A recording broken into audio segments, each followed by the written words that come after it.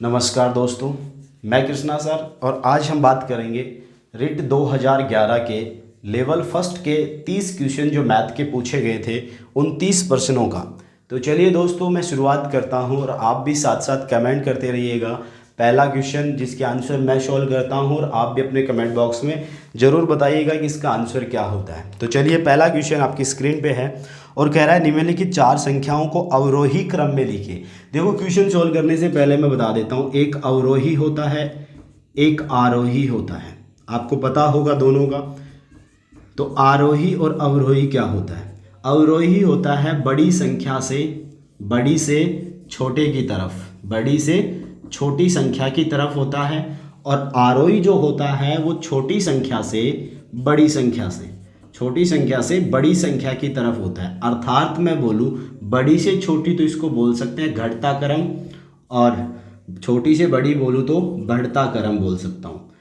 और आप कैसे ध्यान रख सकते हो, अवरोही ये अक्सर बड़ा है, आरोही छोटा है। तो जो बड़ा है तो बड़े से छोटे की ओर, जो छोटा है छोटे से बड़े की ओर। तो देखिएगा पहला क्वेश्चन, और 4 जो संख्याएं आपको मिल रही हैं उन चारों संख्याओं के बारे में मैं बता दूं। आपके पास 4 संख्याएं हैं, देखना एक बार। फर्स्ट है 42, 420 है, 35 67। सेकंड संख्या है आपकी 420, 36 57। तीसरे नंबर की जो संख्या है वो क्या है? 420 37 और 56 है। ऐसे ही चौथे नंबर की जो संख्या है वो क्या है दोस्तों? 420 और 36 75 है। तो सबसे पहले जब भी आपके पास ऐसा कोई क्वेश्चन होता है कि आपको संख्याएं बड़ी छोटी पूछता है, तो आप एक काम करना, उनके अंक देख लेना। यदि अंक सभी में समान है तो कोई प्रॉब्लम नहीं है, और यदि अंक कम ज़्यादा है तो आपको पता है जिसमें ज़्यादा अंक होंगे वो संख्या बड़ी होगी, और जिसमें अंक छोटे होंगे वो छोटी संख्या होगी। तो सबसे पहले देखिए, आप चारों संख्याओं में देख रहे हो, 4 2 सेम है, 0 सेम है, तो काटते चलिए। 3 भी सेम है, इसका मतलब यहाँ तक की संख्या सेम है। आगे आप देखोगे यहाँ 5, यहाँ 6, यहाँ 7, यहाँ 6 है, तो 7 इन सभी अंकों में से बड़ा है। तो इसका मतलब तीसरे नंबर की जो संख्या है वो सबसे बड़ी है। तीसरे नंबर की संख्या है वो सबसे बड़ी है। इसका मतलब तीसरे नंबर की संख्या का अब कोई काम नहीं है। तो अब देखिए, यहाँ पे 6 है, यहाँ पे 6, तो 6 और 6 दोनों ये भी बराबर हैं। तो बताइए, ये 5 है, ये 7 है, तो 5 और 7 में से बड़ा कौन है? तो आप बोलोगे 7। इसका मतलब अब आपकी कौन सी संख्या बड़ी है? चौथे नंबर की संख्या बड़ी है। तो ये चौथी वाली भी कट गई। अब मुझे बताइए, इन दोनों संख्याओं की बात करते हो तो यहाँ 567 है, यहाँ 657 है, तो बड़ी ऑब्वियसली कौन सी होगी? 657 जो है कि सेकंड नंबर वाली। और सबसे छोटी संख्या कौन सी है? फर्स्ट नंबर की। तो बताइए, आपका जो अवरोही क्रम पूछा है बड़े से छोटे की तरफ, वो कौन सा ऑप्शन आ रहा है? ऑप्शन नंबर बी आपका आंसर ठीक है।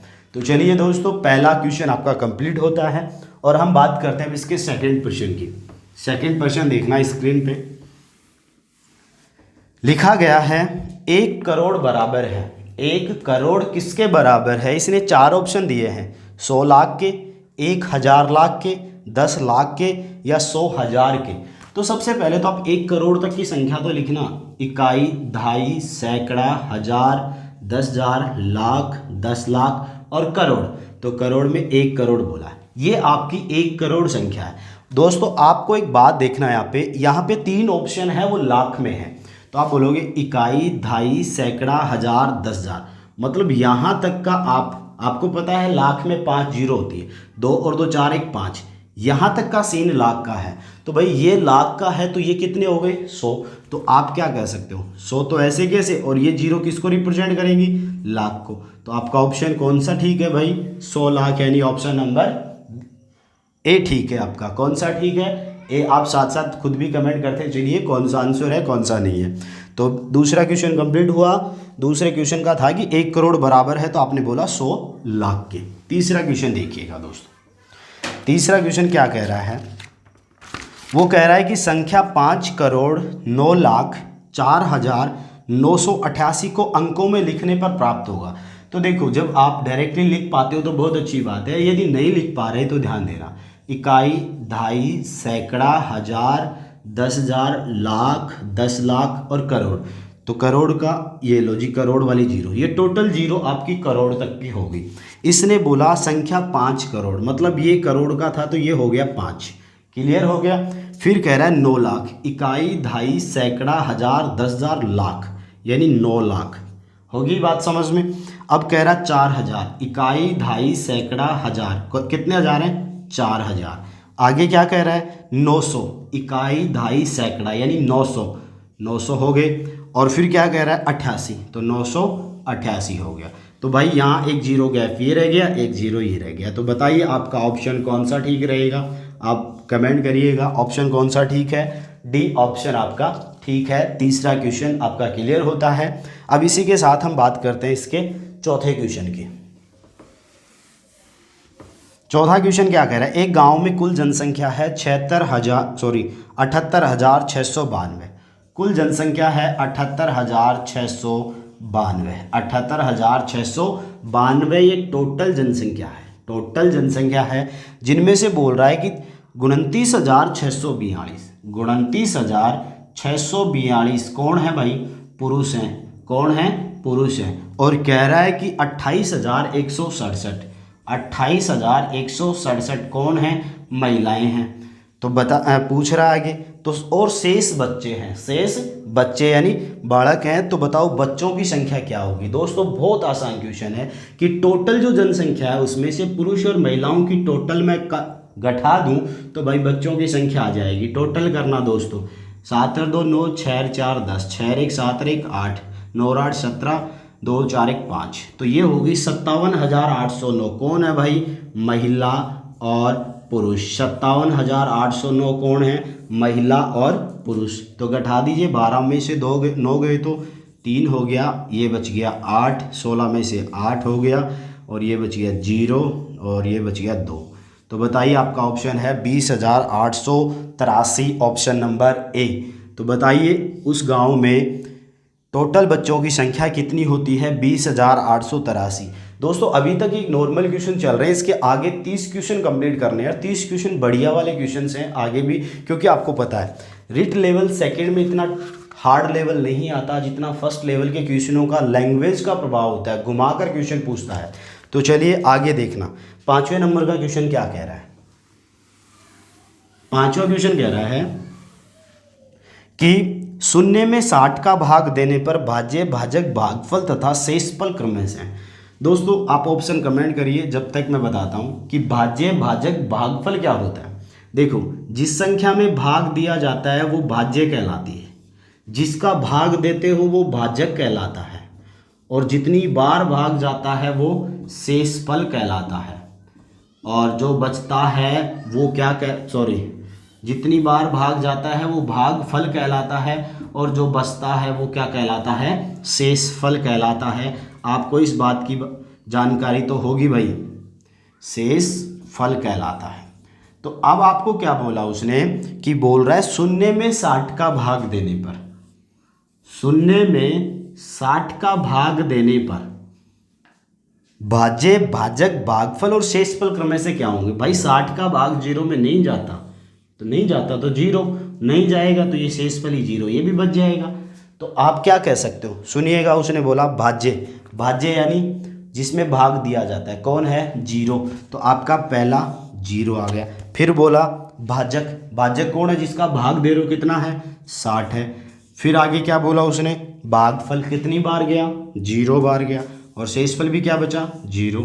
क्या आपका ये सीरियल कहीं बन रहा है? तो आपका जवाब कमेंट आना चाहिए कि सर ऑप्शन नंबर ए आपका राइट आंसर है, अर्थात भाज्य बराबर भाजक गुणा भागफल प्लस शेषफल कौन सी पर में होती है? रिमाइंडर थ्योरम शेषफल पर में होती है। छठा क्वेश्चन देखिएगा दोस्तों। छठा क्वेश्चन क्या कह रहा है कि 25 पैसे के 15 सिक्कों का मान बराबर है। भाई 25 पैसे के 15 सिक्के हैं, तो 15 सिक्के हैं तो गुणा करो, 15 5 75 और 15 दूनी 30, 375। अर्थात टोटल सिक्के कितने हो? 25 सिक्के थे, क्या कह रहा है? 25 पैसे के 15 सिक्के हैं, तो भाई टोटल धन 375 पैसे बनता है। हमें पैसे नहीं, हम इसको रुपए में कन्वर्ट कर दें तो बता सकते 3 रुपये और 75 पैसे आपके पास टोटल धन है। अब वो कह रहा है फर्स्ट जो इसका कथन है वो क्या है, ध्यान देना। वो बोल रहा है 1 रुपए के 3 सिक्के तो 3 रुपए तो बन गए, 1 रुपए के 3 सिक्के तो 3 रुपए बन गए, प्लस 50 पैसे का एक सिक्का प्लस 50 पैसे का मतलब आधा रुपए, और आगे क्या कह रहा है 25 पैसे का एक सिक्का तो 0.25 पैसा, यानी ये भी रुपए में बन गए, पॉइंट लगाते ही रुपए में बन गए। टोटल करा तो आपका जवाब आया 3.75। इसका मतलब ये वाला कथन तो आपका सही है, ये वाला कथन तो सही है, का मान बराबर है। और नीचे कह रहा है उपयुक्त 4 में से गलत कौन सा है, अर्थात ये 4 जो कथन है इनमें से गलत कौन सा है वो बताना आपको। इसका मतलब फर्स्ट कथन आपका सही है। सेकंड क्या कह रहा है 1 रुपए के 2 सिक्के, सेकंड कह रहा है भाई 1 रुपए के 2 सिक्के तो 2 रुपए बन गए। फिर कह रहा है 50 पैसे के 3 सिक्के, 50 पैसे के 3 सिक्के तो 150 हो गया, 50 या 150, इसका मतलब 1 रुपए 50 पैसे, प्लस आगे क्या बोला 25 पैसे का एक सिक्का तो 25 पैसे को रुपए में बनाओगे 0.25, काउंट करना 2 और 1 3 और 50 75, तो ये भी भाई कितना हो गया 3.75 रुपये। इसका मतलब ये कथन भी आपका ठीक है। तीसरा क्या कह रहा है, ध्यान देना एक बार, तीसरा कथन वो कह रहा है 1 रुपए के 3 सिक्के तो 3 रुपए तो बन गए सीधे सीधे। आगे कह रहा है 25 पैसे के 3 सिक्के तो 25 थी 75 यानी 75 तो 0.75 रुपये और बन गए, टोटल करो 3.75। तो दोस्तों फिर आपका ऑप्शन कौन सा गलत है, चौथा गलत है। ऑप्शन कौन सा गलत है, चौथा। तो उपयुक्त 4 में से गलत कथन कौन सा रहेगा आपका, चौथा। और आप जोड़ के भी देख लीजिए 1 रुपए के 3 सिक्के तो 3 रुपये हो गया, प्लस आगे क्या कह रहा है 25 पैसे के 2 सिक्के तो 50, तो बताओ आपका जो धन आया 3.50, जो आना कितना चाहिए 3.75 आना चाहिए, कितना आना चाहिए 3.75 आना चाहिए। तो चलिए अगला क्वेश्चन 7वें नंबर का देखिएगा। 7वें नंबर का भिन्नों से रिलेटेड है और वो बोल रहा है कि भिन्नों का क्रम पूछा है। उसने कहा कि भिन्न 2/9, भिन्न 2/9, फिर कह रहा है भिन्न 5/8, फिर कह रहा है भिन्न 1/3 और फिर कह रहा है भिन्न 3/4 का आपको क्रम पूछा है। और क्रम पूछा है आरोही, अभी बताया था आरोही का मतलब आरोही 3 अंक हैं, 3 अक्षर हैं, छोटे हैं तो छोटे से किधर जाना पड़ेगा, बड़े की ओर जाना पड़ेगा। तो बताओ छोटे से बड़े की ओर जाओगे तो कौन सा क्रम बताओगे आप, बढ़ता क्रम बताओगे। कौन सा क्रम बताओगे, बढ़ता क्रम। तो सबसे पहले इन्हीं को आप सीरियल में चेक करते हैं। आप 2 तरीके हैं, क्या तो आप इनका परसेंटेज देख लीजिए या फिर आप सीधा भाग देकर देख लीजिए। देखिए आपके पास जो भी भिन्न मिली है उन सभी भिन्नों का ऊपर वाली संख्या कहलाती है अंश। ऊपर वाली संख्या क्या कहलाती है दोस्तों, अंश। नीचे वाली कहलाती है हर। तो जिसका अंश छोटा है हर बड़ा है, जिसका अंश छोटा है हर बड़ा है वो उचित भिन्न कहलाती हैं। क्या कहलाती हैं, उचित भिन्न। तो आप सभी में 9 का भाग 2 में दोगे, 8 का भाग 5 में, 3 का भाग 1 में, 4 का भाग 3 में। भाग नहीं जाएगा तो आप सब जगह पॉइंट का यूज करोगे और जैसे ही पॉइंट यूज करोगे तो 0 लगा दोगे भाई, 0 लगा दिया। 9 का भाग दिया, 9 दूनी 18, अभी एक ही अंक देकर देख लो, 8 पंजे 40, 8 छिक्की 48 हो गया, 3 तिया 9 हो गया भाई और 4 संते 28 हो गया। तो सीधा एक ही अंक में काम चल गया। पूछा है बढ़ता क्रम, यानी बढ़ते क्रम का मतलब होता है पहले छोटी बाद में बड़ी। तो सबसे पहले छोटी देखिए, छोटी 0.3 आया जिसका मतलब 1/3 था, जिसका 1/3 था। फिर 3 की सॉरी भाई पहले 3 नहीं आया, पहले 2 आया जिसका मतलब है 2/9, 2/9। फिर आया है 1/3 और फिर आया है 5/8 और फिर आया है आपका कौन सा भाई 3/4। तो देखिएगा ऑप्शन और कमेंट करिएगा कौन सा ऑप्शन ठीक है। 2/9, 1/3, 5/8, 3/4। ऑप्शन नंबर ए आपका करेक्ट आंसर है। तो 7 क्वेश्चन कंप्लीट होते हैं। चलिए 8वें क्वेश्चन के बारे में। 8वां क्वेश्चन क्या कह रहा है, ध्यान दीजिएगा। यूनिटरी मेथड से रिलेटेड है भाई, और आप यूनिटरी मेथड को कंप्लीट देखना चाहते हो तो आप प्लेलिस्ट में जाइए वीडियो की में, वहाँ पे यूनिटरी मेथड एक एक नियम जो कि रिट लेवल फर्स्ट में है और पटवारी में भी है वैसे, तो आप इसका कंप्लीट 2 वीडियो डाल रखे हैं मैंने, आप वहाँ से पूरा टॉपिक भी पढ़ सकते हैं। तो क्या बोल रहा है 5 पेंसिलों का मूल्य 3 सही 3/4 रुपये। 5 पेंसिलों का जो मूल्य है वो 3 सही 3/4, 4 × 12। देखो 3 सही 3/4 को 4 × 12, 13, 14, 15, तो आप बोलोगे 15/4 रुपये हो गया। भाई 5 पेंसिलों का मूल्य है 15/4। फिर पूछा है 2 पेंसिलों का। तो भाई आप एक काम करिए, 5 पेंसिलों का मूल्य 15/4 है, तो फिर एक पेंसिल का मूल्य आप क्या बोलोगे, 15/4, और बटे में कितने आ जाएंगे, 5। ये वाली बात सही है भाई। आप जैसे ही 5 का भाग लगा दोगे, 15/4 में 5 का भाग लगाओगे तो एक पेंसिल की वैल्यू आ जाएगी। तो 5 नीचे आते तो भाई नीचे आते तो वो तो जाते 4 के पास, तो मैंने डायरेक्टली कर दिया। और हमें कितने का पूछा है, 2 पेंसिलों का, तो सीधा गुना कर दीजिए 2 से। 5 × 15 हो गया, 2 दूनी 4 हो गया। तो बताइए आपका 2 पेंसिलों की कीमत कितनी आती है दोस्तों, 3/2। ऑप्शन नंबर बी आपका ठीक है, बी आपका ठीक है। आगे देखिए 9वां क्वेश्चन।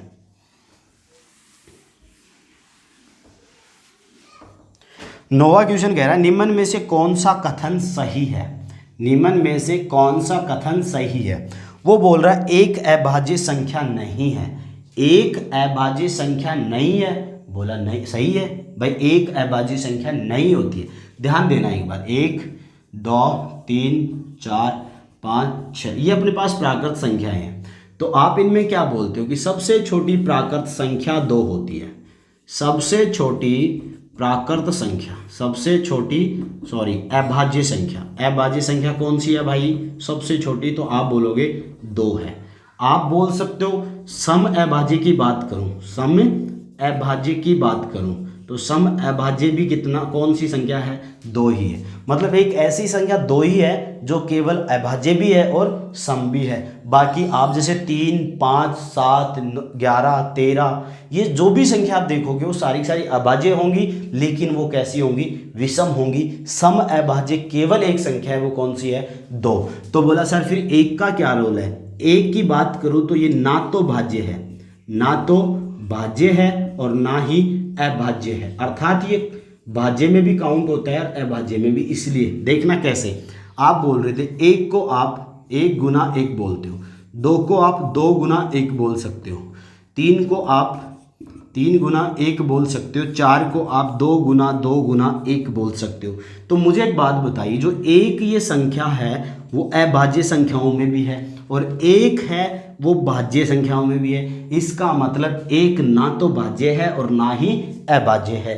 और आपसे काफ़ी बार ये क्वेश्चन पूछा भी जाता है। तो देखिए इसका पहला ऑप्शन था एक अभाज्य संख्या नहीं है, एक अभाज्य संख्या नहीं है, इसका मतलब ऑप्शन ए ही आपका ठीक हो गया। इसने बोला कौन सा कथन सही है। लेकिन बी की और बात करें तो बी कह रहा है आपके पास एक अभाज्य संख्या है, नहीं है, ना तो भाज्य है और ना ही अभाज्य। इसका मतलब बी ऑप्शन क्या हो गया, गलत हो गया। सी बोला एक संयुक्त संख्या है, जी नहीं, संयुक्त संख्या क्या होती है, संयुक्त संख्या शुरुआती होती है 4। संयुक्त संख्या कितनी होती है, 4, जिसके कम से कम 3 गुणनखंड विद्यमान होते हैं। कितने, 3 गुणनखंड विद्यमान होते हैं, वही क्या कहलाती है, संयुक्त संख्या। तो सबसे छोटी संयुक्त संख्या कौन सी होती है, 4। आगे क्या कह रहा है, 2 अभाज्य संख्या नहीं है। बोला यार 2 तो अभाज्य है और सबसे छोटी अभाज्य है। इसका मतलब आपका आंसर कौन सा हो गया, ऑप्शन नंबर ए। उसने बोला एक अभाज्य संख्या नहीं है। इसी के साथ हम अगले क्वेश्चन पे पहुंचते हैं और देखिए 10वां क्वेश्चन क्या कह रहा है। 10वां क्वेश्चन कह रहा है संख्या 720 के अभाज्य गुणनखंड क्या होंगे। 720 के अभाज्य गुणनखंड, तो सबसे पहले इसके आप गुणनखंड कर दीजिए। 2 का भाग दिया कितनी बार गया, 360 बार गया। फिर 2 का दिया तो भाई 180 बार गया। फिर 2 का दिया तो 90 बार गया। और फिर 2 का दिया तो 45 बार गया। और 45 में 3 का दिया तो 15 बार गया।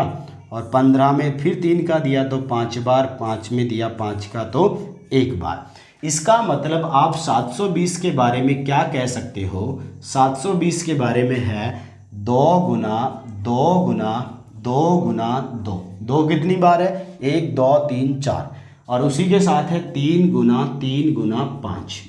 तो आपके यही आंसर पूछ रहा है कि आपका 720 के अभाज्य गुणनखंड कौन से हैं, तो आप कह दोगे सर ऑप्शन डी ही आपका अभाज्य गुणनखंड है। लेकिन दोस्तों इसमें मैं कुछ और बात भी कर रहा हूँ। आपसे पूछ सकता है अभाज्य गुणनखंडों की संख्या, अभाज्य गुणनखंडों की संख्या पूछ सकता है। अभी तो उसने टोटल अभाज्य गुणनखंड ही दे दिए, भाई कौन कौन से हैं, तो आपने सीधा गुणनखंड किया और बता दिया। अभाज्य गुणनखंडों की संख्या पूछे तो आप बताना। आपके पास 2 कितनी बार था, 1 2 3 4 बार, 2 4 बार था, 3 2 बार था और 5 1 बार था। तो बताइए 4 यहाँ से 2 कितनी बार है, 4 बार, 3 कितनी बार है, 2 बार और 5 कितनी बार है, 1 बार। तो बताइए टोटल करो, 4 2 6 1 7। तो टोटल उसके अभाज्य गुणनखंड कितने हो गए, 7 अभाज्य गुणनखंड होते हैं। अभाज्य गुणनखंड एक ही है, लेकिन अब आप गिन के देख लो, 1 2 3 4 5 6 7 अभाज्य गुणनखंड होते हैं। इसी के साथ तीसरी बात और भी कर सकता हूँ, वो उसके गुणनखंड की बात कर सकता है कि बताइए इसके गुणनखंड क्या होंगे या गुणनखंड कितने होंगे, गुणनखंड कितने होंगे। अभी मैंने ध्यान देना, ये नहीं बोला है कि अभाज्य होंगे या कौन से होंगे, केवल मैं बोल रहा हूं कि गुणनखंड कितने होंगे। तो एक बात ध्यान देना, जब भी आपको गुणनखंड पूछता है, बहुत बार दोस्तों ये क्वेश्चन पूछ लेता है, तो जो घात होती है उसका +1 करना। 2 की घात 4 है, 4 में 1 जोड़ोगे 5, 3 की घात 2 थी, 2 में 1 जोड़ा तो 3 हो गया, 5 की घात 1 थी, 1 में 2 जोड़ा, 1 में 1 जोड़ा 2 हो गया। गुणा कर दीजिए, 5 थी 15, 15 दूनी 30। तो दोस्तों आपको एक ही क्वेश्चन, जो आपके पास क्वेश्चन था 720 के अभाज्य गुणनखंड क्या है, तो आपका आंसर यही आ गया था। लेकिन ये दोनों बातें भी इसी के सिमिलर थी, तो बताना उचित समझा कि एक तो पूछ रहा है अभाज्य गुणनखंडों की संख्या, तो बताओ इनको टोटल काउंट किया कितना हो गया, 7। फिर दूसरा पूछ रहा है कि गुणनखंडों की संख्या, केवल गुणनखंडों की संख्या, तो केवल गुणनखंड कितने होंगे भाई, जो पावर है उसमें +1 कीजिएगा और उनको मल्टीप्लाई करके लिख दीजिएगा, आंसर आ जाएगा कितना, 30। चलिए इसी के साथ अगले क्वेश्चन की बात करते हैं, 11वां।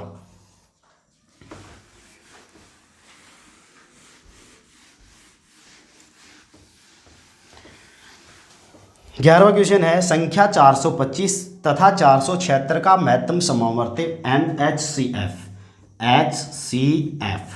दोस्तों एक नाम और भी आ सकता है, वो आ सकता है GCD।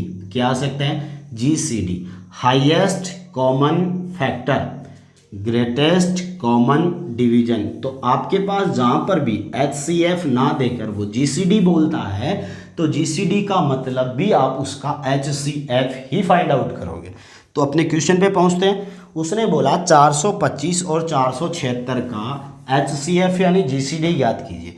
देखिए दोस्तों, आप एक इसको सोल्व कर सकते हो, दोनों का अलग अलग फैक्टर कीजिए और उनका कॉमन फैक्टर, क्योंकि HCF का मतलब ही होता है हाईएस्ट कॉमन फैक्टर, मतलब जो दोनों में से उभयनिष्ठ है आप उसको रख लीजिए। या फिर आप क्या कर सकते हो, भाग विधि से सॉल्व कर सकते हो। लेकिन यदि आपने यहाँ थोड़ा सा दिमाग लगाया तो एक बात बताओ, HCF एक उभयनिष्ठ गुणनखंड होता है दी गई संख्याओं का।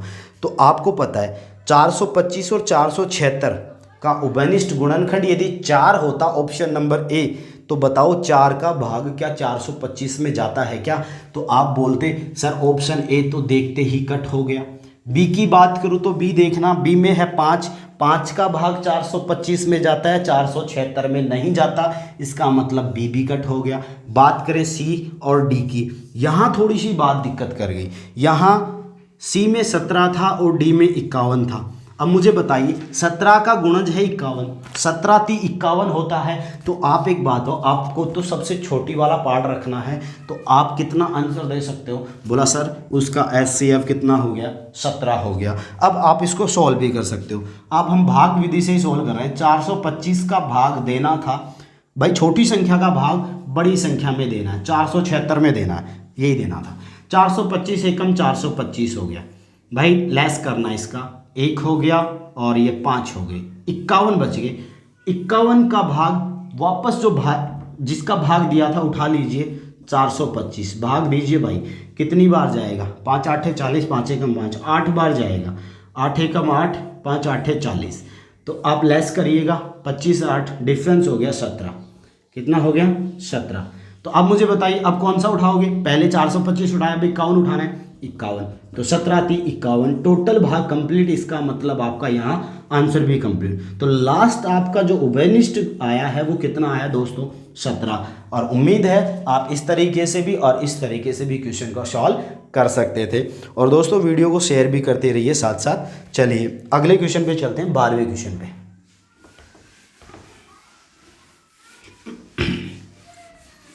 12वां क्वेश्चन क्या कह रहा है?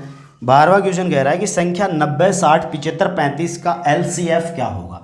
बोल रहा है 90, 60 और कौन है 75 और 35, 75 और 35 का LCM यानी लघुत्तम समावर्तय निकालना है। तो भाई सभी का गुणनखंड कीजिएगा। 5 का भाग दे ले सबसे पहले। 5 का दिया तो 18 पंजे 90, 12 पंजे 60, 15 5 75, 5 7 35। आप फिर से कितना 3 का देकर देख लीजिए। 3 छिके 18 हो गया, 3 चौक 12 हो गया, 3 पंजे 15 हो गया, 7 एकम 7। ऐसे कैसे भाग नहीं जाता? तो 3 का दे के देख लीजिए फिर से। 3 दूनी 6 हो गया, 4 में नहीं जाता, 5 में नहीं जाता, 7 में नहीं जाता। 2 का फिर दे के देख लीजिए 1 2 5 और 7। अब देखो आपको पता है 2 का भी जाएगा, 5 का भी जाएगा और 7 का भी जाएगा। तो आप भाग देने की बजाय इनको गुणा करके लिख लो। 7 एक पंजे 35, 35 दूनी 70, 70 दूनी 140, 14 दूनी 14 दी 42, 420। और 420 को आप गुना करोगे 3 गुना 5 से। तो देखो 42, 3 दूनी 6, 4 ती 12 गुना में 5 और ये हो गया 0, 6 पंजे 30, 3 5 दूनी 10, 3 13, 5 और 1 6। तो बताओ उन चारों संख्याओं का आपका लय लघुत्तम समावर्तय कितना आता है? 6300। कितना आता है दोस्तों? 6300। अगला क्वेश्चन देखिएगा। अगला क्वेश्चन है, एक मकान की पुताई 5 व्यक्ति 8 घंटे रोज काम करके 3 दिन में करते हैं। एक व्यक्ति 4 घंटा रोज काम करके उस कार्य को कितने दिन में पूरा करेगा? दोस्तों ये फिर से यूनिटरी मेथड या फिर आप बोल सकते हो सतत अनुपात की बात करें तो आप इस क्वेश्चनों का अच्छी तरीके से सॉल्यूशन के लिए आप प्लेलिस्ट में जाकर एक एक नियम वाला वीडियो देख ले। 2 वीडियो हैं और देखने के बाद मैं गारंटी दे रहा हूं कि कभी भी ऐसा क्वेश्चन गलत नहीं होगा। क्योंकि दोस्तों 1 या 2 क्वेश्चन यूनिटरी मेथड से आपके रिट लेवल फर्स्ट में आते हैं। तो आपको बोल रहा है कि 5 व्यक्ति 8 घंटे रोज। आप MDH लगाना भाई, MDH अर्थात आप MDH की बात नहीं करो तो ये बोल सकते हो व्यक्ति दिन समय, व्यक्ति दिन समय ऊपर और कार्य मजदूरी नीचे, कार्य मजदूरी नीचे। ये वाली बात आप कह सकते हो। अर्थात जिस भी क्वेश्चन में आपके व्यक्ति दिन समय होते हैं वो ऊपर रख लीजिए, जो भी कार्य कर रहे हो, जितना पैसा आप अर्जित कर रहे हो, जितना कमा रहे हो वो नीचे कर लीजिए। तो आपको बोला एक मकान की पुताई 5 व्यक्ति 8 घंटे रोज 3 दिन और 8 घंटे, कार्य और मजदूरी नहीं है। तो बोला एक व्यक्ति, फिर कह रहा है एक व्यक्ति कितने 4 घंटे रोज काम करके कितने दिन में? बोला x दिन में। काम तो वही है तो भाई x की वैल्यू निकालोगे, 4 दूनी 8 हो गया तो 5 ती 15, 15 दूनी 30। तो बताओ कितने दिन में सुलटा देगा काम को? 30 दिन में सुलटा देगा। कितने दिन में सुलटा देगा? 30 दिन में सुलटा देगा। अगला क्वेश्चन देखिएगा, ऑप्शन नंबर ए आपका ठीक है। कह रहा है कि अगला क्वेश्चन क्या कह रहा है, ध्यान दें। वो कह रहा है एक परीक्षा की बात कर रहा है। हम भी परीक्षा के लिए तैयार भाई इतनी मेहनत कर रहे हैं। एक परीक्षा में 4 विषयों में कुल अंक 200 थे। एक परीक्षा में कुल अंक 200 थे 4 विषयों के। वो कह रहा है 3 विषयों में प्राप्त अंकों का औसत है 48। 48 के हिसाब से 3 विषयों में लेते हैं तो बताओ 8 या 24 बच गए 2, 4 ती 12, 114। 3 विषयों में उसने नंबर ले लिए 144। पूछा चौथे विषय में, भाई 4 विषय जो टोटल थे, 4 विषयों में जो टोटल नंबर थे वो कितने थे? 200। 200 में 3 विषय में उसने ले लिए 144। तो 4 में से 3 को मैं घटा दूं तो बच गया कितना? 56। तो बताओ 56 अंक उसने चौथे विषय में लिए थे। भाई 4 विषय में से 3 विषय घटा दोगे तो 1 विषय बचेगा और 1 विषय में उसने कितने नंबर ले लिए दोस्तों? 56 नंबर ले लिए। ऑप्शन नंबर डी आपका ठीक है। अगला क्वेश्चन देखिएगा। पांचवा, ये क्वेश्चन क्या है? पांचवा नहीं है भाई, ये क्वेश्चन क्या कह रहा है? एक व्यक्ति ने एक साइकिल 935 रुपये में 10% लाभ पर बेची। वो 10% लाभ ले रहा है, 10% लाभ ले रहा है, इसका मतलब 1/10 हो गया। और आपको पता है लाभ और हानि की गणना हमेशा उसके क्रय मूल्य पर होती है। किस पर होती है? क्रय मूल्य। इसका मतलब मैं कह दूं कि वस्तु का क्रय मूल्य 10 है तो उस पर 1 वो लाभ लेता है। क्या करता है? लाभ लेता है। तो मुझे बताओ 10 उसका क्रय मूल्य था, 1 लाभ लिया तो विक्रय मूल्य हो गए कितने भाई? 11। विक्रय मूल्य कितने हो गए 11, और उन 11 का मतलब उसने कितने में बेचा 935 रुपये में। 935 रुपये में बेचा है, और यूनिट की बात करूँ तो 10 और प्लस 1 कितने में बेचा है 11 में। तो वो पूछा वस्तु का क्रय मूल्य, अर्थात 10 से गुना में कर दूँ तो सोल्व कीजिए। 11 8 88 हो गए, बच गए 5, 11 5 55। तो आंसर आपका 850। आपका आंसर कितना आ गया दोस्तों 850 आ गया। अगला क्वेश्चन देखिएगा, कह रहा एक व्यक्ति ने बैंक से कुछ रुपया, बहुत आसान से क्वेश्चन है, एक व्यक्ति ने बैंक से कुछ रुपया 15% वार्षिक दर से उधार लिया। अगर 3 साल बाद वह 7250 रुपये वापस करता है तो उसने कितना रुपये उधार लिया। भाई आप कोई भी राशि उधार ले रहे हो बैंक से, और आप 3 साल के बाद में 15% इंटरेस्ट ऑफ रेट ब्याज की दर लगाकर उस बैंक वाले को 7250 रुपये चुका रहे हो। इसका मतलब आपने जो राशि ली थी वो भी प्लस उस राशि का ब्याज दोनों मिलाकर आप कितना दे रहे हो 7250। तो 7250 का मतलब हो गया उसका अमाउंट है। 7250 का मतलब क्या हो गया उसका अमाउंट है। दोस्तों आप एक बात बताना, आप एसआई की बात करते हो, साधारण ब्याज की बात करते हो, तो साधारण ब्याज हमेशा ध्यान देना रेट इनटू टाइम होता है। क्या होता है रेट इनटू टाइम, बस ये चीज़ ध्यान रख लेना और कोई दिक्कत नहीं है। रेट इनटू टाइम की बात करूँ तो भाई 15% रेट है, टाइम 3 साल का है, तो ब्याज उसका 45% आता है। ब्याज कितना आता है दोस्तों 45%। और आपको पता है यार, बात जब परसेंटेज में हो रही है तो हम उसके मूलधन यानी प्रिंसिपल की बात करूं तो परसेंटेज में मूलधन कितना हो सकता है 100। तो आप मुझे एक बात बताओ, आपके पास 7250 रुपये अमाउंट यानी मिश्रधन है, तो मिश्रधन कब हो जब मूलधन में हम क्या जोड़ दें ब्याज। तो ये दोनों जुड़ेंगे तो दोस्तों 100 प्लस 45 टोटल 145। परसेंटेज का मतलब कितना चुका रहा है, परसेंटेज में चुका रहा है 145, लेकिन राशि में चुका रहा है 7250। और पूछा है बताओ उसने कितना रुपए उधार यानी कितना मूलधन था 100%। आप 100 से गुना कर दीजिए तो आप देखोगे 145 से काटा 5, तो आपका आंसर आ जाएगा भाई option number A. Option number A आपका क्लियर है आंसर, किसी को दिक्कत है। इसी के साथ ये क्वेश्चन कंप्लीट है, और अगला क्वेश्चन भी वो ही सिंपल इंटरेस्ट का है। आप जवाब दीजिएगा इस क्वेश्चन का, देखना स्क्रीन पे क्वेश्चन है और आप जवाब दीजिए कि क्या जवाब है। कह रहा है कि 5000 रुपये का 6 महीने का 8% छमाही दर से ब्याज क्या होगा। आप कमेंट करें एक बार कि इसका आंसर कितना आएगा, 20 आएगा, 30 आएगा, 48 आएगा, 40 आएगा। तो देखिए मैं समझाता हूँ। 5000 यानी प्रिंसिपल बोला उसने 5000 रुपये, मूलधन है 5000 रुपये। महीने की बात करें, टाइम उसके पास 6 महीने थे, लेकिन हमें महीने की बात नहीं होनी चाहिए, हम तो वार्षिक बात करते हैं। तो भाई 6 महीने में हम 12 का भाग लगा दें तो अपना जो वर्ष बना वो कितना वर्ष बना 1/2 वर्ष बन गया। कितना बन गया 1/2 वर्ष, क्योंकि जब भी आपके पास महीने होते हैं तो 12 का भाग, दिन होते हैं तो 365 का भाग, दिन होता है तो 365 का भाग लगाकर आप क्या बना सकते हो वर्ष बना सकते हो। आगे क्या बोला उसने, आगे बोल रहा है कि 8% छमाही दर से, जो रेट है वो 8% है, लेकिन ये 8% छमाही है, मतलब 6 महीने की 8% है। तो भाई पूरे साल की डबल करोगे तो कितनी परसेंट हो गई, आप बोलोगे सर 16% हो गई। कितनी हो गई 16% हो गई। पूछा है ब्याज क्या होगा। भाई साहब अभी तो बताया है ब्याज यानी साधारण ब्याज, आपको एक ही बात बोली थी कि वो होता है रेट इनटू टाइम। क्या होता है रेट इनटू टाइम, और रेट कितनी परसेंटेज है 16, और टाइम कितना है 1/2 ईयर। और आप सोल्व कर रहे हो तो बताना दोस्तों मुझे उसका इंटरेस्ट ऑफ रेट यानी सॉरी उसका जो इंटरेस्ट है ब्याज है वो कितना परसेंटेज आ रहा है 8%। और आपको पता है यार ब्याज हमेशा मूलधन पे आता है, तो बताइए ब्याज आपका 8% है, वो किसका है मूलधन का, यानी 500 का आप 8% सोल्व करोगे तो बताइए आपका आंसर कितना हो जाएगा 40 रुपये। कितना हो जाएगा दोस्तों 40 रुपये आपका ब्याज है। अगला क्वेश्चन देखिएगा, अगला क्वेश्चन कह रहा है दोस्तों, अगला जो क्वेश्चन है ये रिट लेवल 2012 में सेम ऐसे के ऐसे पूछा गया था, एक भी अक्षर चेंज नहीं है। मैं रिट लेवल 2012 सेकंड वाले का वीडियो अपलोड कर चुका हूँ, सेम का सेम ऐसा कैसा क्वेश्चन है।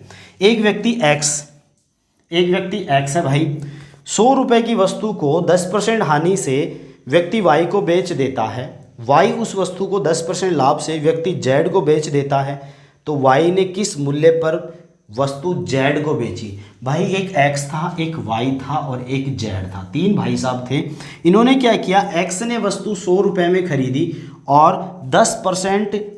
10% हानि से वाई को बेच दिया। 10% हानि से किसको बेच दिया? वाई को। तो 10% हानि लगाओगे तो 90/100 हो गया। तो बताओ एक्स उस वस्तु को कितने रुपए में बेचेगा? 90 में। एक्स बेचेगा 90 में, तो वाई भी इसको कितने में खरीदेगा? 90 में। जितने में एक्स बेचेगा उतने में कौन खरीदेगा? वाई।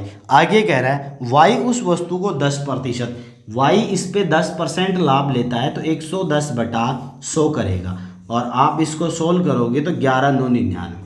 तो बताइए दोस्तों y उस वस्तु को कितने रुपए में बेच रहा है? आप बोलोगे y 10% लाभ लेकर 99 रुपए में बेच रहा है। तो भाई जब y बेच रहा है तो खरीद कौन रहा है?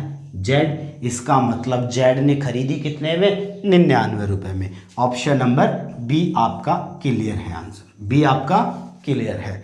इसी के साथ अगला क्वेश्चन फिर से देखिए। अगला क्वेश्चन क्या कह रहा है, निम्न वस्तुओं में से कौन सी समतल है? बहुत आसान है भाई। समतल मतलब 2 डायमेंशन आकृति में है। 2 डायमेंशन में आपको पता है 2 ही एक्स होती है, एक लंबाई और एक चौड़ाई। जो समतल आकृति होगी वो 2 डायमेंशन होगी जिसमें लंबाई और चौड़ाई होगी, और जो 3 डायमेंशन आकृति होगी उसमें 3 अक्ष होंगी, एक लंबाई भी होगी, एक चौड़ाई भी होगी और एक ऊंचाई भी होगी। तो बताइए समतल यानी 2 डायमेंशन आकृति पूछिए तो आपको पता है कागज एक 2 डायमेंशन आकृति होती है, गिलास 3 डायमेंशन होती है, गेंद भी गोला होता है, 3 डायमेंशन होती है, बेलन खुद 3 डायमेंशन आकृति है। तो ऑप्शन ए आपका ठीक है, ऑप्शन ए ठीक है। तो चलिए देखते हैं अगला क्वेश्चन। तो देखिए बोल रहा है कि अगला क्वेश्चन, किसी त्रिभुज के लिए निम्न में से कौन सा कथन सत्य है? अगला क्वेश्चन बोल रहा है किसी त्रिभुज के लिए निम्न में से कौन सा कथन सत्य है? भाई आपको बोला पहला क्वेश्चन, पहला ऑप्शन बोल रहा है वो क्या? वो कह रहा है कि समस्त कोण सदैव न्यून कोण होते हैं। भाई जरूरी नहीं है भाई, एक कोई भी त्रिभुज ले रहे हो आप, आपको पता है त्रिभुज 3 प्रकार की होती है कोणों के आधार पे। न्यून कोण होती है, कौन सी होती है? न्यून कोण, समकोण और अधिक कोण। समकोण और अधिक कोण। एक बात बताइए मुझे, उसने बोला कि समस्त कोण सदैव न्यून कोण होते हैं किसी भी त्रिभुज में, कोई जरूरी नहीं है भाई। आपको पता है समकोण में एक समकोण भी होता है, अधिक में एक 90 डिग्री से ज़्यादा भी होता है। इसका मतलब ये कथन सत्य नहीं है। बी कथन की बात करता हूँ, क्या कह रहा है? एक कोण सदैव समकोण होता है। भाई एक कोण सदैव केवल कौन सी त्रिभुज में होता है? समकोण में, सभी त्रिभुजों में नहीं होता। इसका मतलब ये भी गलत है। एक कोण सदैव अधिक कोण होता है लेकिन कौन सी त्रिभुज में? अधिक कोण में। अधिक कोण त्रिभुज में एक कोण अधिक कोण होता है, ये सही है, लेकिन सभी त्रिभुज सी जो ऑप्शन है, सभी त्रिभुजों में एक कोण अधिक कोण हो ये कोई गारंटी नहीं होती है। और डी ऑप्शन है, बोल रहा है कि एक कोण सदैव न्यून कोण होता है। भाई आप देख लीजिए, समकोण बना लीजिए, चाहे अधिक कोण चाहे न्यून कोण, कोई सी बना लीजिए, एक कोण आपको हमेशा कैसा मिलेगा? न्यून कोण मिलेगा। एक कोण हमेशा कैसा मिलेगा दोस्तों? न्यून कोण। अगला क्वेश्चन देखिए, फिर से वही कथन पे है कि कौन सा सही है कौन सा गलत है। कह रहा है निम्न में से कौन असत्य कथन है, अर्थात गलत कौन सी बात है? ऑप्शन ए की बात करता हूँ। क्या कह रहा है? किसी एक बिंदु से गुजरने वाली 2 किरणें, किसी एक बिंदु से गुजरने वाली 2 किरणें, आपको पता है एक रेखा होती है, एक किरण होती है और एक रेखाखंड होती है। एक रेखाखंड होती है भाई, इनके बारे में पता होना बहुत जरूरी है। रेखा होती है वो दोनों साइडों में बढ़ाई जा सकती है। किरण होती है, जैसे आपने बोला हो सूर्य की किरण, केवल वो एक ही तरफ बढ़ती है, और रेखाखंड 2 पॉइंट से मिलकर बनता है, वो दोनों साइडों में नहीं बढ़ाई जा सकती। तो पहला कह रहा है किसी एक बिंदु से गुजरने वाली 2 किरणों से बनी आकृति को कोण कहते हैं। भाई एक बिंदु से गुजरने वाली 2 किरणें जो इधर ही बढ़ेंगी, उनके बीच में जो बनेगा उसको कोण कहते हैं। बात सही है, ऑप्शन ए आपका ठीक है। ऑप्शन बी की बात करूं, बी क्या कह रहा है? किन्हीं 3 रेखाखंडों से घिरी हुई बंद आकृति, 3 रेखाखंड, एक ये रेखाखंड हो गया, एक ये रेखाखंड हो गया और इनसे घिरी हुई बंद आकृति क्या बनेगी भाई, त्रिभुज बनेगी। बात सही है। किन्हीं 3 रेखाखंडों से घिरी आकृति, भाई देखो 3 रेखाखंड ये हैं, एक ये है और एक ये आकृति कोई घिरी हुई आकृति है, लेकिन जरूरी नहीं है ये त्रिभुज बना रही हो। तो बंद आकृति ही क्या बनाती है, त्रिभुज बनाती है। इसने क्या बोला, किन्हीं 3 रेखाओं से, सॉरी रेखाखंडों से नहीं, किन्हीं 3 रेखाओं से। तो रेखाएं आपको पता चारों तरफ बढ़ाई जा सकती है। 3 रेखाओं से घिरी हुई आकृति त्रिभुज कहते हैं। त्रिभुज भाई बंद आकृति होती है। इसका मतलब जो ऑप्शन है वो आपका सी गलत है। डी क्या कह रहा है, आयत की आमने सामने की भुजाएं की लंबाई समान होती है, प्रत्येक कोण समकोण होता है। आयत की आमने सामने की जो भुजाएं होती हैं वो बराबर समान और प्रत्येक कोण 90 डिग्री होता है। ये वाली बात सही है। इसका मतलब आपका आंसर कौन सा हो गया, ऑप्शन नंबर सी हो गया। पूछा कौन सा कथन असत्य है, तो कौन सा कथन असत्य है भाई, सी आपका आंसर होगा। अगला क्वेश्चन देखिएगा, बोल रहा है निम्न में से एक आकृति दे दी, त्रिभुजों की संख्या पूछ रहा है, ट्रायंगल्स की संख्या पूछ रहा है। बोल रहा है निम्न चित्र में कितने त्रिभुज हैं। ये चित्र है भाई और पूछ रहा है इसमें कितने त्रिभुज हैं। आपको ये डायग्राम इस तरीके से है और पूछ रहा है कितने त्रिभुज हैं। 1 है, 2, 3, 4 और 1 5।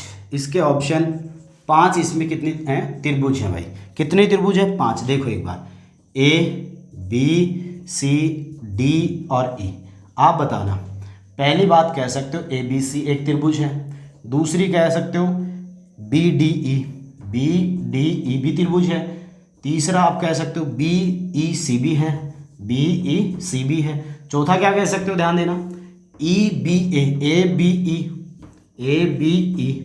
ये भी सही है, और पांचवी जो है वो टोटल बड़ी वाली ए डी ई बन गया। तो बताइए दोस्तों इसमें कितनी त्रिभुज होंगी, 5 त्रिभुज होंगी। कितने त्रिभुज होंगी, 5 त्रिभुज हो जाएंगी। आगे कह रहा है वर्ग के चारों अंतः कोणों का योग कितना होता है। बोल रहा है वर्ग के चारों अंतः कोण, किसी भी बहुभुज के अंतः कोण निकालने हो तो उनके लिए आप यूज करते हो n-2 इंटू 180, जहां n होता है भुजाओं की संख्या। n क्या होता है, भुजाओं की संख्या, भुजाओं की संख्या होती है। अब एक बात बताओ, आपने बोला वर्ग के बारे में पूछ रहा है, वर्ग में 4 भुजा होती है तो 4 - 2, आपको वैसे पता है 360 होता है, लेकिन सोल्व कर रहे हैं 180।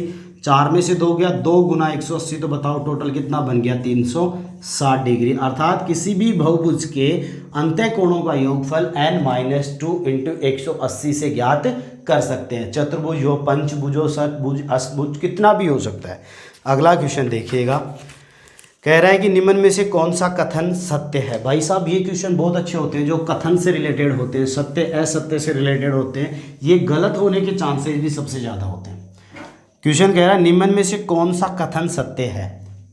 पहले कथन की बात करता हूँ, क्या कह रहा भाई, वर्ग एक विशेष प्रकार का आयत होता है।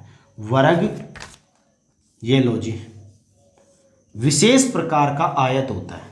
क्या ये बात सही कह रहा है भाई, वर्ग है विशेष प्रकार का आयत। आपको पता है वर्ग की चारों भुजाएं बराबर होती है। हम ये भी कह सकते हैं ये दोनों भुजा बराबर होती है। आयत की आमने सामने की भुजाएं बराबर होती हैं, बात सही है। तो क्या इसकी भी आमने सामने की भुजाएं बराबर है या नहीं है। इसके दोनों डायगोनल, इसके दोनों विकिरण बराबर होते हैं, इसके भी दोनों विकिरण बराबर होते हैं। अर्थात आप वर्ग को किस में बोल सकते हो, आयत में। ये बात सही है। क्यों, क्योंकि आयत की डेफिनेशन आप बोल रहे हो आमने सामने की भुजाएं बराबर, बोला है आमने सामने की भुजाएं बराबर, बोला है दोनों विकिरण बराबर, बोला है। इसका मतलब आपका ऑप्शन ए ठीक होता है भाई। कह रहा है कि वर्ग एक विशेष प्रकार का आयत है, बात सही है, होगा। वर्ग एक विशेष प्रकार का क्या होता है, आयत होता है। बी ऑप्शन की बात करता हूं भाई, आपका आंसर तो आ चुका है लेकिन हम ऑप्शन देख लेते हैं। आयत एक विशेष प्रकार का वर्ग है, इसका उल्टा, जब वर्ग आयत है तो भाई आयत वर्ग नहीं हो सकता, आयत वर्ग नहीं हो सकता। क्यों, क्योंकि आयत के आमने सामने की भुजाएं हैं। आयत की जो कंडीशन है वो ये कंडीशन फॉलो नहीं करेगा। प्रत्येक किरण एक रेखाखंड होती है, प्रत्येक किरण एक रेखाखंड होती है। नहीं जी, किरण को हम एक साइड में बढ़ा सकते हैं, लेकिन रेखाखंड तो एक ही जगह फिक्स होता है, उसकी लंबाई निश्चित होती है। आप सी ऑप्शन हो चुका है। डी ऑप्शन की बात करते हैं। डी ऑप्शन क्या कह रहा है, रिजु सरल कोण की माप 90 डिग्री। रिजु या सरल कोण, सरल रेखा के एक ही तरफ बनने वाले कोणों का योगफल 180 डिग्री होता है। कितना होता है दोस्तों? 180। उसको सरल कोण या फिर हम रिजु कोण बोलते हैं। अर्थात एक रेखा, सरल रेखा के एक ही तरफ बनने वाले दो या दो से अधिक कोणों का योगफल 180 डिग्री होता है, उसे सरल कोण कहते हैं। अगला क्वेश्चन देखिएगा।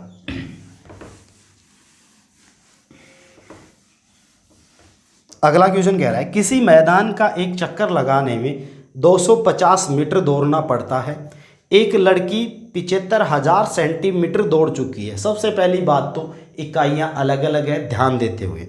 तो वह कितने चक्कर लगाई और 3 किलोमीटर की दौड़ पूरी करने के लिए उसे और कितने चक्कर लगाने पड़ेंगे? सबसे पहले एक बात बताना, 1 किलोमीटर में मीटर होते हैं 1000, मीटर होते हैं 1000। 1 मीटर में सेंटीमीटर होते हैं 100। कितने सेंटीमीटर होते हैं? 100। 1 सेंटीमीटर में mm होते हैं 10 mm। कितने mm? भाई 10। ये आपको याद रखना जरूरी है भाई, क्योंकि जब भी आपके पास समतल, आपके टॉपिक समतल आकृतियाँ ही हैं, त्रिभुज और चतुर्भुज ही है और वर्त है, तो आपको जब भी ऐसा कोई इकाइयाँ चेंज करने से रिलेटेड क्वेश्चन आ जाए तो पता होना चाहिए। तो आपका जो क्वेश्चन है देखना क्या है, मैदान का एक चक्कर लगाने में 250 मीटर दौड़ना पड़ता है। एक लड़की 75,000 सेंटीमीटर दौड़ चुकी है। 75,000 सेंटीमीटर, तो भाई सेंटीमीटर को मीटर में बदलने के लिए 100 का भाग, तो आप बोलोगे वो लड़की 750 मीटर दौड़ चुकी है। वो लड़की 750 मीटर दौड़ चुकी है और आपको पता है एक चक्कर में 250 मीटर दौड़ती है। एक चक्कर में 250 मीटर दौड़ती है, तो 250 का भाग लगा दूं तो भाई वो अभी तक कितने चक्कर लगा चुकी है? 3 चक्कर लगा चुकी है। ये वाली बात तो सही है। आगे क्या कह रहा है, तो 3 किलोमीटर की दौड़ को पूरी करने के लिए उसे और कितने चक्कर लगाने पड़ेंगे? भाई आप 750 मीटर दौड़ चुकी है वो लड़की और आप उसे टोटल दौड़वा रहे हो 3 किलोमीटर। 3 किलोमीटर का मतलब होता है 3000 मीटर। कितना? 3000 मीटर। और 3000 मीटर में से 750 मीटर वो लड़की दौड़ चुकी है, तो भाई अभी उस लड़की को दौड़ना बाकी है 2250 मीटर। कितना दौड़ना बाकी है? 2250। 3000 मीटर में से 750 मीटर मैं घटा दूं तो 2250 मीटर बचता है। ये दौड़ना अभी उसको बाकी है दोस्तों। पता है आपको एक चक्कर में 250 मीटर दौड़ती है, तो भाई 250 का मैं भाग लगा दूं तो देखना 0 से 25 नाम 225, तो बताइए उसको अब और कितने चक्कर लगाने पड़ेंगे? 9 चक्कर और लगाने पड़ेंगे। तो आपका ऑप्शन हो जाएगा 3 और 9। ऑप्शन कौन सा है भाई देखना आप और बताना। ऑप्शन ए आपका ठीक है, ऑप्शन ए आपका ठीक है। अगला क्वेश्चन देखिएगा। अगला क्वेश्चन कह रहा है 12 मीट्रिक टन 8 क्विंटल में से 8 मीट्रिक टन 50 किलोग्राम घटाने पर प्राप्त क्या होगा? 12 मीट्रिक टन और वो कह रहा है 8 क्विंटल में से क्या घटवा रहा है? 8 मीट्रिक टन। 8 मीट्रिक टन घटा रहे हो, ये तो सीधा सीधा घट जाएगा। और बोल रहा है 50 किलोग्राम। भाई एक क्विंटल में होता है 100 केजी। एक क्विंटल में कितना केजी होता है? 100 केजी होता है। एक क्विंटल में होता है 100 केजी। तो आप केवल 50 केजी घटा रहे हो, इसका मतलब आधा क्विंटल घटा रहे हो। तो मुझे एक बात बताओ, 8 मीट्रिक टन और 50 kilogram, 8 metric ton, 12 metric ton में से 8 गए तो 4 मीट्रिक टन आपके बचते हैं। और इधर 8 क्विंटल में से वो घटा रहा है केवल 50 किलो, यानी एक क्विंटल में 50 किलो, आधे क्विंटल में 50 किलो होते हैं, तो 8 क्विंटल में से आधा क्विंटल घटा दिए तो भाई अभी उसके पास 7.5 क्विंटल, मतलब 7 क्विंटल और 50 किलो, 7 क्विंटल और 50 केजी उसके पास बच रहा। भाई आपका जवाब होगा 4 मीट्रिक टन 7 क्विंटल और 50 केजी उसके पास बच रहा है। अर्थात ऑप्शन नंबर आपका बी ठीक है। आगे देखिए, आगे कह रहा है एक टंकी में 400 लीटर पानी आता है।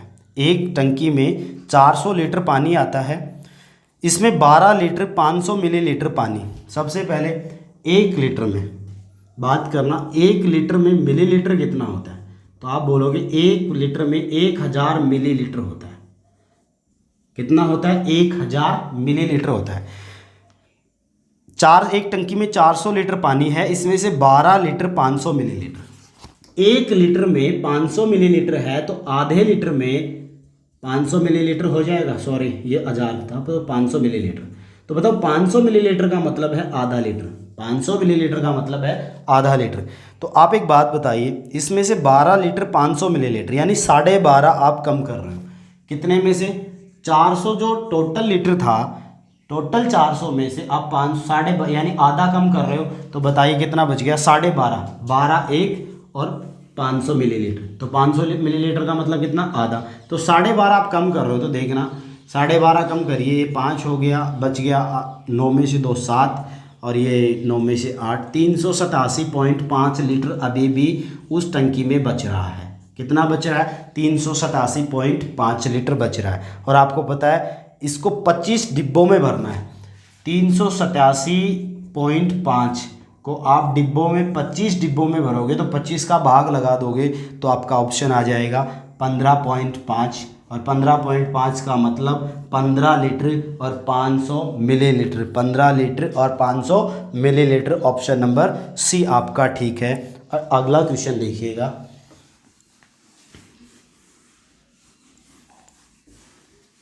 अगला क्वेश्चन क्या कह रहा है? घड़ी में बड़ी सुई के किसी अंक से ठीक अगले अंक में। भाई ये घड़ी होती है, यहाँ पे मान लीजिए कोई सुई थी, यहाँ पे 6 था, यहाँ 7 था। यहाँ से यहाँ आने में बड़ी सुई को, तो बड़ी सुई मिनट वाली होती है, तो यहाँ से यहाँ आने में उसको 5 मिनट का समय लगता है। कितने मिनट का समय लगता है? 5 मिनट का, अर्थात 5 मिनट का समय लगता है। ये बात हम जानते हैं। वो क्या कह रहा है? घड़ी में बड़ी सुई के किसी अंक से ठीक अगले अंक तक पहुंचने में लगने वाले समय के लिए निम्न में से कौन सा असत्य है? मतलब गलत है। पहला बोल रहा 5 मिनट, इसका मतलब सही है। दूसरा मतलब 300 सेकंड। भाई एक बात बताना, 1 मिनट में 60 सेकंड तो 5 मिनट में 300 सेकंड, ये बात भी सही है, मतलब ये भी ठीक है आपका।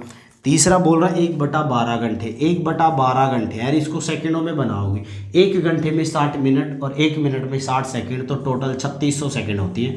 12 दूनी 12 3 36, तो बताओ 300 सेकंड। कितनी सेकंड आ गई?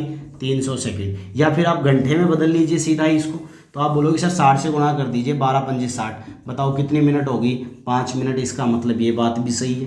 तीसरा सी ऑप्शन भी ठीक है। चौथा बोल रहा है 1 घंटा। चौथा क्या बोल रहा है? 1 घंटा। तो मुझे एक बात बताइए, 1 घंटे में 60 मिनट होती है? 60 मिनट थोड़ी लगती है। कितनी लगती है?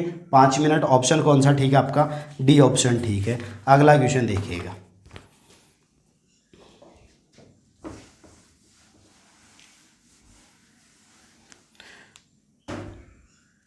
अगला है, एक आयताकार मैदान की लंबाई 60 मीटर।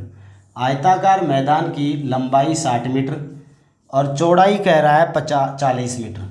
और क्या कह रहा है? इसके चारों ओर बाहर की तरफ, चारों ओर बाहर की तरफ 5 सेंटीमीटर, सॉरी 5 मीटर चौड़ा, इधर भी 5 मीटर, इधर भी 5 मीटर चौड़ाई पर घास लगानी है।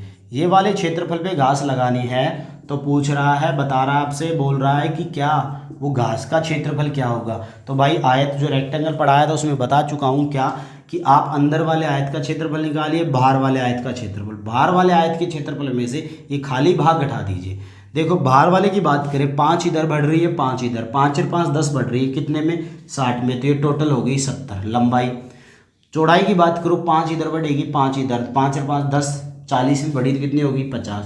तो बताओ बाहर रास्ते समेत टोटल क्षेत्रफल आया 3500। कितना आ गया? 3500। और अंदर वाले की बात करें तो 60 लंबाई 40 चौड़ाई, 60 गुना 40 की बात करें तो 6 चौका 2400। आप घटा के देख लीजिए 1100। आपका आंसर कितना आना चाहिए भाई? ऑप्शन नंबर सी 1100 वर्ग मीटर आपका आंसर है। किसका? उस घास लगने वाले एरिए का। आगे क्या कह रहा है? एक आयताकार क्वेश्चन फिर आयत से रिलेटेड है। वो कह रहा है कि एक आयताकार चित्र के फ्रेम एक्स की लंबाई 90 है। देखो 2 चित्र बता रहा है, पूरा क्वेश्चन पढ़िएगा।